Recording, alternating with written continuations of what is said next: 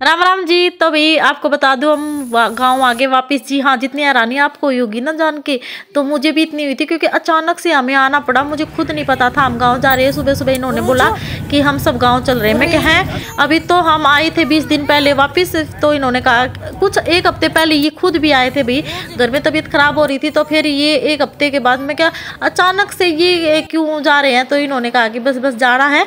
तो बहुत सारे मन में सवाल थे। सुबह सुबह सोमवार था तो मंदिर जाके आई, फिर उर्वी के स्कूल में भी जाना था क्योंकि इसका रिजल्ट अनाउंस होना था। उर्वी का स्कूल है, तो पीटीएम अटेंड करके फिर हम वापस घर पे आए और रिजल्ट ले लिया था। नाश्ता भी नहीं घर पे किया था, बाहर ही कर लिया था, क्योंकि वही डोसा इडली खा लूँ। मैं क्या अचानक जा रहे, पता नहीं कितने दिन के बाद आना होगा या नहीं कैसे क्या। तो वही रास्ते में हमने यहाँ पर ये इन्होंने नींबू पानी पिया और मैंने ये फ्रूट मिक्स, क्योंकि ये हरदम मैं पीती हूँ जब भी मतलब बाहर निकलते हैं ना हम। और गर्मी बहुत है यहाँ बाहर, 9-10 बजे बहुत गर्मी हो जाती है। घर पे आते ही बच्चों के लिए पॉपकॉर्न बनाए, मैंने लंच की तैयारी की।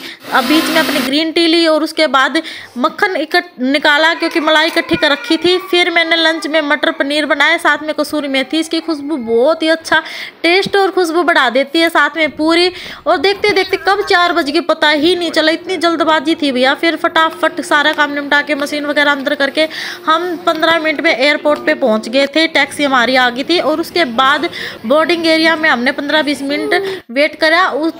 तब हमारा टाइम हो गया था फ्लाइट का। फ्लाइट थी इवनिंग की, तो 6:30 से लेके मतलब 9 PM 2-2.5 घंटे का रास्ता था फ्लाइट से।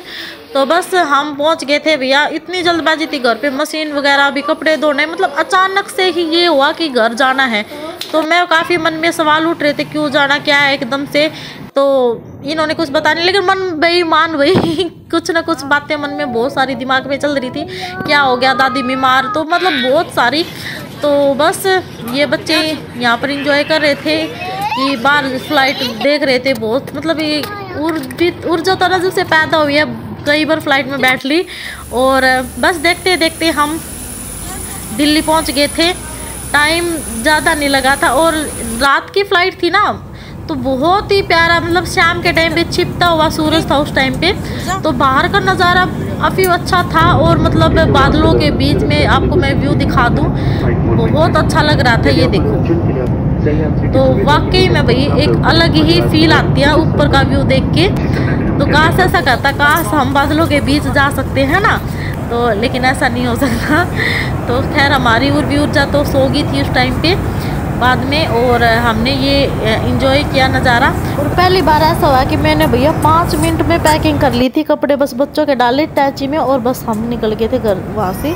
उसके बाद हम दिल्ली एयरपोर्ट से मेट्रो तक गए, यहाँ टर्मिनल 2 से। और यहाँ पर ना हमने क्या देखा भाई, मैं आप लोगों को भी दिखा दूँगी। अचानक से मेरी नज़र पड़ गई ऊपर और मैं एकदम तो देख के एकदम कि ये क्या चीज़ है। फिर देखा तो ये देखो भैया, ये ऐसे ही स्पाइडरमैन लगा लो या ऐसे पुतला टांग रखा था और बहुत कम लोगों की नज़र ऊपर जा रही थी। खैर मैं तो चारों तरफ नज़र करके चलती हूँ, तो मेरी तो नज़र चली गई थी। तो यहाँ देखा, लेकिन जल्दबाजी इतनी थी, ज़्यादा देर हम कहीं भी नहीं रुक रहे थे, फटाफट यहाँ से नहीं निकले। और क्योंकि रात को ना मेट्रो सिर्फ 11 बजे तक ही है यहाँ, तो हमें जाना था बहादुरगढ़ तक।